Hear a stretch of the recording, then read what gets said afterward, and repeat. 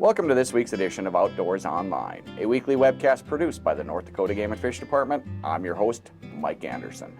We're going to continue our series of regional fishing previews this week, but first we just want to remind viewers the North Dakota Outdoors is open, and we encourage you to get outside and fish or take a hike in our wide open spaces. And when you do, please practice the recommendations for minimizing the spread of the COVID-19 virus. Avoid areas that are already crowded and keep a minimum of 6 feet between you and others. Fishing season is open year-round in North Dakota, and if you're headed out in the near future, you'll need a new fishing license starting April 1st. If you're looking for a good place to fish, here's this week's previews. My first guest this week is North Central District Supervisor Jason Lee. Jason, you manage Lake Audubon along with all the North Central District lakes. Let's focus on walleye populations in Lake Audubon first. The walleye population is doing fine. We do a summer netting survey on Audubon each year, and our catch last summer was right around the long-term average. The fish that showed up in our survey were mainly 14 to 20 inches as far as keeper-size fish, so that's what anglers can expect to catch for walleyes. Okay, let's move on to northern pike in Lake Audubon. Yeah, we don't have a high-density population of northern pike in Audubon. But there's some bigger fish in Audubon, and anglers typically try to target those in the spring. One species in Lake Audubon, and I had the privilege of going out and fishing for these last year, was smallmouth bass. Mm-hmm. Yeah, and we do have a lot of smallmouth bass in Lake Audubon with a wide range of sizes and some nice fish that are a lot of fun to catch, like you say. Mm-hmm. And it would be a great fish species for somebody who is just getting into fishing also. Right. They're fairly easy to catch, and you can even sight fish for them sometimes. Okay, let's move on to muskie. Yeah, we've been stocking muskie in Lake Audubon now for 10 consecutive years. So we're getting to have some pretty good sized muskie in Audubon. Like the pike, they're a low density population. There's not a lot of them, but if you're just looking for something different to chase, muskie would be a good option. Jason, let's move on to your district lakes. North Central has a lot of good fishing lakes. Walleye Lakes. Sure. Some of the lakes where we had good walleye catch during our netting survey last summer were Long and Loon Lake in Bottineau County, Antelope, Clear Lake, Hinch Lake, Cottonwood, New Johns, Brush, Brecken and Holmes, and then Hiddenwood Lake all showed pretty good numbers of walleye. Okay, let's talk about pike. Sure. For pike, some of our better catches were in Long Lake in Bottineau County, Long and McLean, Crooked Lake, Gertie, Rice, McCody, and North Carlson. How about panfish in your North Central District lakes? Yeah, bluegill up in Lake Metagoshi is always a popular spot. For other panfish, bluegill and crappie in Nelson Lake down by Center. Okay, and you have largemouth bass in Nelson Lake also. We do, yeah. That's a popular, well, we really don't have many lakes at all in the North Central District with largemouth bass, but that is one that is a popular spot for that. It's a unique lake in that it has a powerhouse on it, and the water is warmer year-round than our other lakes, so the warm water fish like largemouth bass and crappie and bluegill do really well in that lake. Okay, had a lot of moisture last fall. How are the water levels in district lakes? The record precip, late summer, early fall, almost all of our lakes are either full or near full. And one of the benefits, potential benefits of that this upcoming spring is that with the higher water, we flooded shoreline vegetation. And species like perch and northern pike will use that flooded vegetation and reproduce naturally in the lake. So there's potential this spring for good perch natural reproduction. A lot of great information, Jason. Thank you. You bet. Joining me now is Southeast Fisheries District Supervisor BJ Kratz. BJ, just like every other district, a year ago your lakes were losing water. Last fall we had a lot of moisture. How are things looking? Well, they're looking really well. We've got actually over the winter, lakes have been coming up all winter long. In fact, we've seen in a lot of situations, the lifting of ice even throughout the winter. And now with the runoff we're getting, they're coming up even more. So we've gained 2 to 5 feet over last year, which means good things for fish, and not just for, you know, spawning and so forth, but also for production of little creatures that they eat, which translates into better growth rates for the fish. Perch and pike particularly benefit from newly inundated vegetation.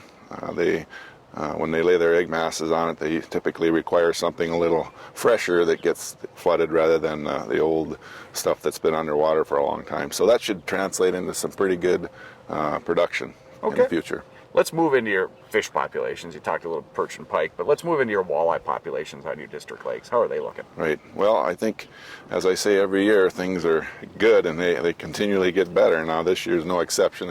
You know, with the new charge of water we've got, a lot of the lakes that we've started way back when, as well as the ones we're just coming online, are getting better and better. So we've got a lot of walleye opportunity out there. By far more opportunity than we've ever had in the history of the game and fish in the state, in the Southeast District. We've got a good lake, for example, is Slough. You know, that one has a phenomenal population of walleye.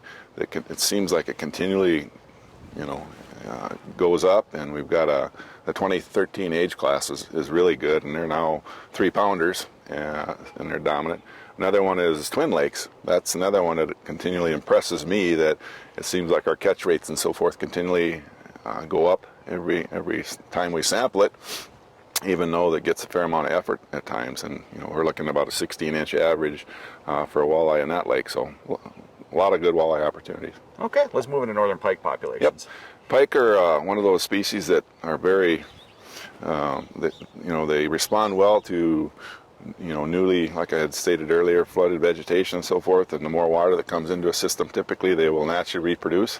And so last year was pretty good. We picked up a lot of small, pike in our early sampling in the summer, so they had a pretty good spawn last year. This year's not going to be any different. I think in a lot of our lakes we'll have another good spawn, but a couple of good pike lakes are Twin Lake, again, like even for walleyes, but that one consistently has natural reproduction. It's really fairly static in terms of a good stable pike population. There are some nice fish in there, and there's good numbers of them. Another one that might be worth checking out is pipestem. We did have that winter kill last year, and it was severe. It killed a lot of the fish, but the pike kind of held on to that, and we had really high catches of young of the year pike last, early season. So they had a good spawn last spring. They don't grow. They probably grow 12 inches or so the first year, but there's still some adults in there, and folks weren't able to fish it this winter, so kind of got a break there. Both Jamestown and Pipestem are closed this winter for recreational activity in general. So. Okay, speaking of Jamestown, Pipestem, let's move into panfish. Sure. Let's talk crappies. Yep. Well, unfortunately, when Pipestem killed last winter, we lost the crappie population. So they don't exist for the most part in that lake anymore. But Jamestown's still crazy numbers. I expect a really good year this year. Like I had just stated, it was closed for folks this winter, so there were a lot of fish that didn't get taken out that normally would have, but they'll be ready to go in May. That's a really popular thing down here in the reservoir because you can catch them offshore. And in fact, when the water's right and clear, you can see your fish, and it's really a fun thing. Every year I see more and more kids down there enjoying that sight component of fishing, which is kind of neat to see. So it's a great species to go after if you've never fished, or if you know somebody who's never fished. It is, and there's a lot of it's not atypical to go down there and catch 50 to 100 fish in an afternoon. So I mean they're abundant. Well, BJ, do you guys have any plans to do anything with pipestem as far as crappies? Sure. Well, last year we stocked a few out of Jamestown into pipestem to try to jumpstart it. I didn't want to do too many because we do that crappie assessment each year in the lakes, and obviously I wanted to see what the impact of that winter kill was. So if we were to stock a bunch, we wouldn't have been able to say. But I expect to do the same this year. In fact, all of the crappie that I have netted during our crappie assessment we've taken on to Jamestown the last several years, and put them into some new waters to try to start new crappie fisheries, and also to supplement some existing populations that aren't doing so well.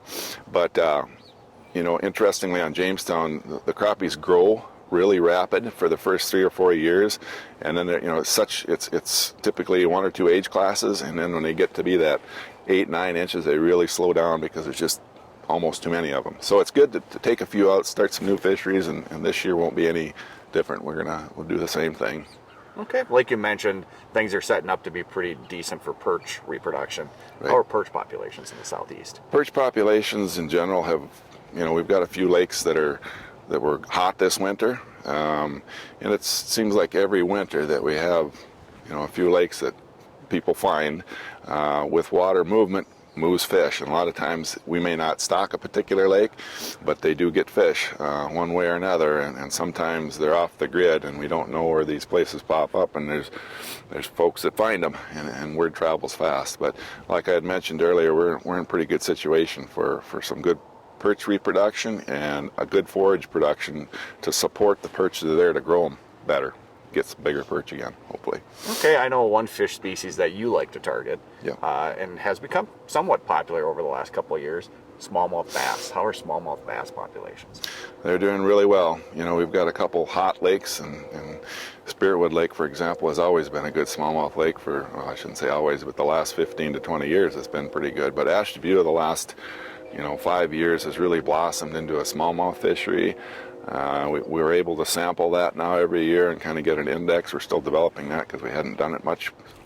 In terms of bass sampling, it's a little different technique to do that. But great population over there. We see more and more use every year, and I think people are catching on to how fun they are, and particularly in May and June, you can really catch some, make some hay with smallmouth bass. And then another thing I was talking about Ashtabula is the muskies over there.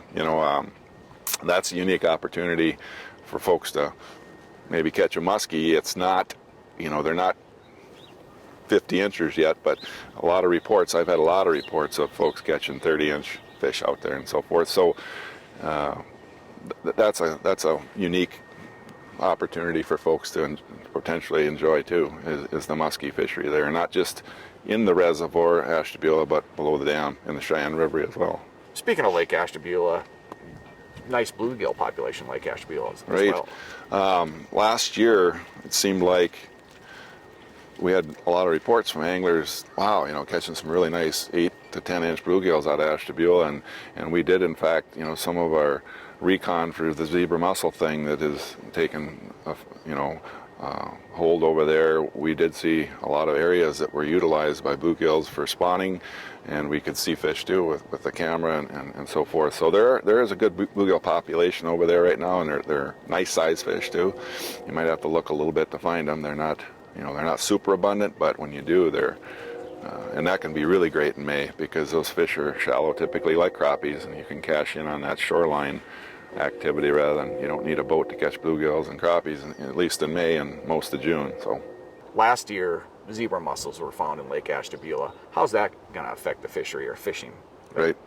Well, that's a good question. We don't really know yet. Obviously, it's the first infested inland water body that we have in North Dakota. Of course, the Red River we found them there several years ago, but initially we had to report, and I think it was May, of an angler catching what looked to be like a funny-looking clam, so to speak, and further investigation revealed that indeed it was a zebra mussel. So that basically we went over there and kind of did a bunch of recon, and we didn't find high densities of zebra mussels anywhere particularly, but we did find them, and they were randomly spread out through the lower half of the reservoir primarily.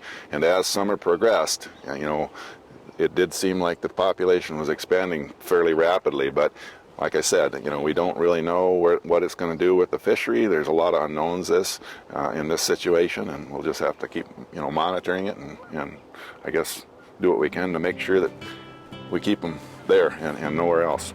A lot of great information, BJ. Thank you. Thank you. Remember, starting April 1st, you need a new fishing license. And to find out all the rules and regulations, pick up a North Dakota 2020 to 2022 fishing guide. You can also view those regulations on the Game and Fish Department's website at gf.nd.gov. For BJ Kratz, Jason Lee, and the rest of the staff here at the Game and Fish Department, thanks for joining us for this week's Outdoors Online. We'll see you again next week.